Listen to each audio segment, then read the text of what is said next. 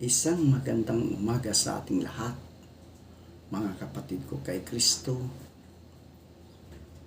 Inanyayahan ko ang bawat isa na makinig at magnilay sa mensahe ng Panginoon sa pamagitan ng The Solid Rock Morning Devotion.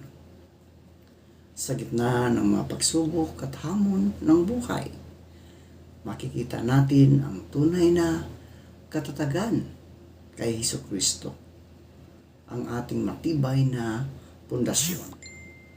Halina't buksan natin ang ating puso at isipan at hayaan nating ang mensaheng ito ang magbigay sa atin ng pag-asa, lakas at panibagong pananampalataya. Makinig tayo at maranasan ang kapayapaang nagmumula sa ating Panginoong Hesukristo. Isang magandang Sabado ng umaga, mga kapatid, kaibigan. Samahan ninyo ako sa pananalangin para sa ating mga kapatid na naninirahan na sa ibang bansa. Mga kaibigan na naninirahan sa ibang bansa o nagmamigrate na. Sige, manalangin tayo. Aming mapagmahal at makapangyarihang Ama sa langit, lumalapit po kami sa iyo ngayong umaga upang ipanalangin ang aming mga kapatid, kaibigan na naninirahan sa ibang bansa. Ikaw po ang Diyos na walang hangganan, ang pag-iingat at pagmamahal. Kahit saan man sila naroon sa mundong ito, batid naming abot sila ng iyong kamay at balot sila ng iyong mga biyaya. Panginoon, samahan mo sila sa araw-araw nilang pamumuhay sa banyagang lupain. Ingatan mo sila sa anumang panganib, sakit, aksidente at kapahamakan. Maging kalasag kanila sa bawat lugar na kanilang pinupuntahan at sa bawat gawaing kanilang ginagampanan. Bigyan mo sila ng mabuting kalusugan, sapat na lakas at kapayapaan ng isip at puso. Ang mahalam mo na ang kanilang mga sakripisyo, ang paglayo sa pamilya, ang pangungulila sa mga mahal sa buhay, at ang pagsisikap upang mabigyan ng magandang kinabukasan ang kanilang mga iniwan sa tahanan. Sa mga oras ng lungkot at pangungulila, yakapin mo sila ng iyong presensya. Ipaalala mo sa kanila na hindi sila nag-iisa, sapagkat ikaw ay laging kasama nila saan man sila naroroon. Pagpalain mo ang kanilang mga trabaho, Ama, hanap buhay at kabuhayan. Buksan mo ang mga pintuan ng oportunidad, tagumpay at pag-unlad. Bigyan mo sila ng karunungan sa paghawak ng kanilang kinikita at ng tamang pagdidesisyon sa buhay. Naway maging maayos at matiwasay ang kanilang kalagayan sa bansang kanilang tinitirhan. Panginoong Hesus, ilayo mo sila sa mga taong may masasamang balak, sa panlilinlang, discrimination, at anumang uri ng mga pag-aabuso. Bigyan mo sila ng mabubuting kaibigan at mga taong magiging tulong at suporta sa kanilang paglalakbay sa ibang bansa. Pinagdarasal namin ang kanilang mga pamilyang naiwan dito sa Pilipinas. Ingatan mo ang kanilang tahanan, pag-isahin mo ang kanilang puso, at patatagin ang kanilang samahan kahit malayo sa isa't isa. Naway manatiling buhay ang panamahalan, paggalang at pananampalataya sa gitna ng distansya.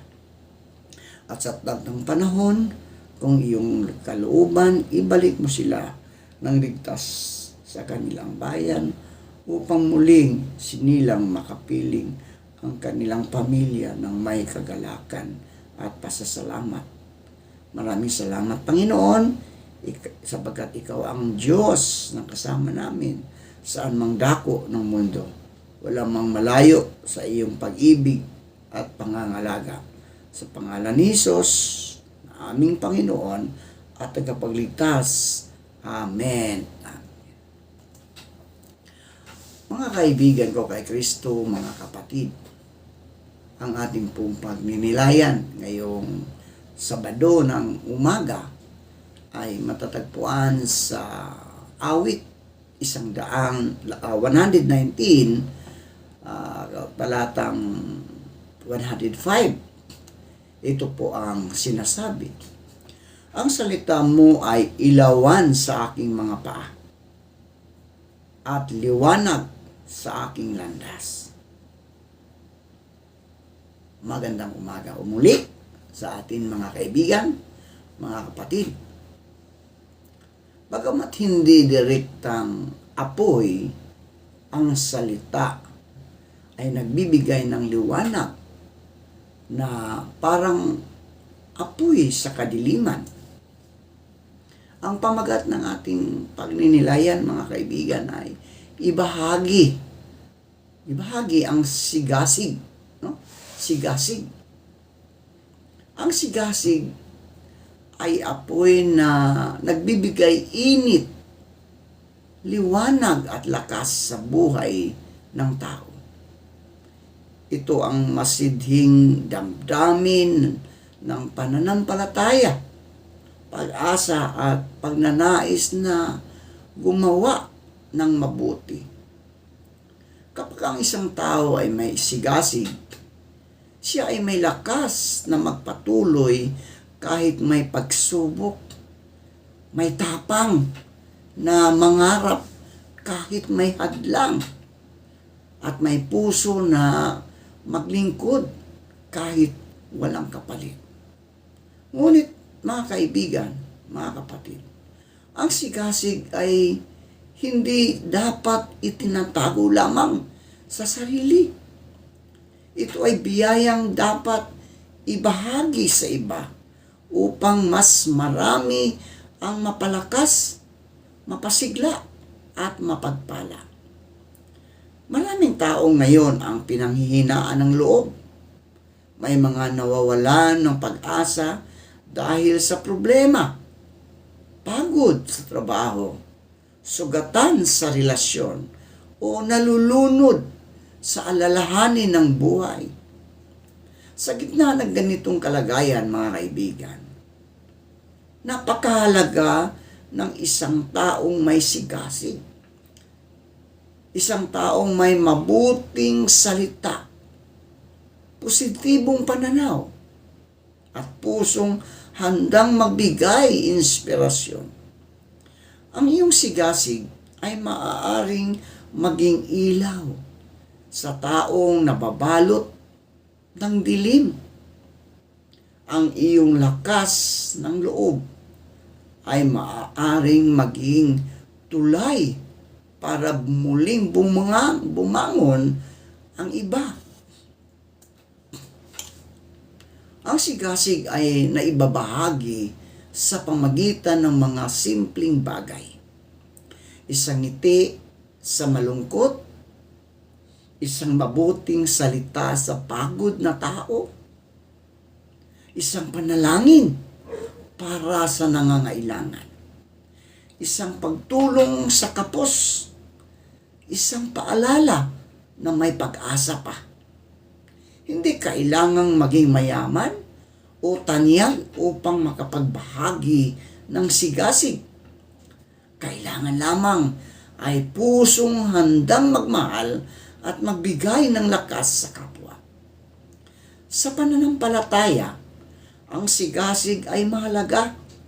Ang isang taong masigasig sa Diyos ay hindi nahihiyang magbahagi ng kabutihan ng Panginoon.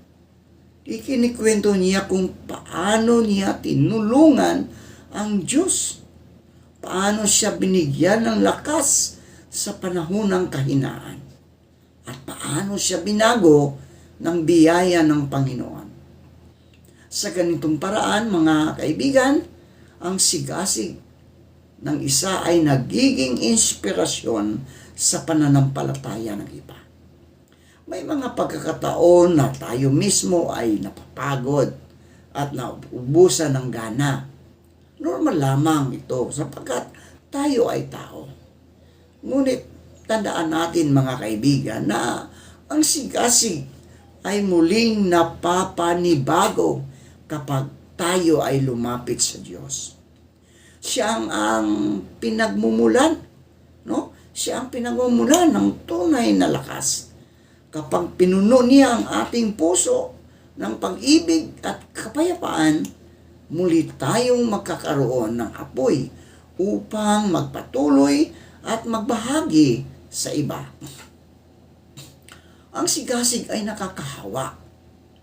Kapag ang isang tao ay porsigidong gumawa ng mabuti, nahihikayat din ang iba. Kapag may isang taong hindi sumusuko, napapalakas din ang iba na lumaban. Kapag may isang pusong puno ng pasasalamat, natututo ring magpasalamat ang nakapaligid sa kanya. Kaya mga kaibigan, huwag na maliitin ang sigasig na nasa iyo ngayon. Ang maliit na apoy ay kayang magsimula ng malaking liwanag. Sa pamilya, ibahagi ang sigasig sa pamagitan ng pagmamahal at suporta. Sa trabaho, ibahagi ito sa sipag at katapatan. At sa simbahan, ibahagi ito sa paglilingkod at pananalangin. Sa komunidad, ibahagi ito sa pagtulong at malasakit. Saan ka man naroroon, may pagkakataon kang maging daluyan ng sigasig na magpapabago sa buhay ng iba. Tandaan natin, mga kaibigan, hindi sapat na tayo lamang ang masaya. Hindi sapat na tayo lang ang malakas at may pag-asa. May maganda kapag ang kabutihang nasa atin ay umaapaw patungo sa iba. Yan ang tunay na diwa ng pagbabahagi ng sigasig. Kaya't sa bawat araw, piliin mong maging tagapagpalakas ng loob. Piliin mong maging ilaw sa gitna ng dilim. Piliin mong maging tinig ng pag-asa sa mundong puno ng pangamba. Ibahagi ang sigasig sapagkat maaaring ang apoy na dala mo ngayon ay siyang magbibigay init at bagong lakas sa puso ng iba. Manalangin tayo. Aming mapagmahal na Ama sa Langit, maraming salamat po sa iyong banal na salita na nagpapaalala sa amin na ang iyong salita ay ilawan sa aming mga paa at liwanag sa aming mga landas. Salamat, Panginoon, sapagkat sa mundong puno ng dilim, kalituhan at pagsubok, ang iyong salita ang nagbibigay sa amin ng direksyon, pag-asa at katiyakan. Panginoong Hesus, habang kami ay magtatapos, hinihiling namin na manatili sa aming puso ang mga aral na aming natanggap. Naway ang iyong salita ang maging gabay namin sa bawat pasya, sa bawat hakbang, at sa bawat landas na aming tatahakin. Kapag kami ay nalilito, bigyan mo kami ng kaliwanagan. Kapag kami ay natatakot, bigyan mo kami ng tapang. Kapag kami ay nanghihina, bigyan mo kami ng lakas. Tulungan mo kaming mamuhay ayon sa iyong kalooban. Naway hindi lamang namin marinig ang iyong salita, kundi maisabuhay ito sa araw-araw. Turuan mo kaming magmahal, magpatawad, maging mapagpakumbaba, at manatiling tapat sa iyo sa gitna ng anumang pagsubok. Ama, Samahan mo kami sa aming mga gawain at sa lahat ng aming gagawin. Ilayo mo kami sa panganib, sa tukso, at sa anumang masama.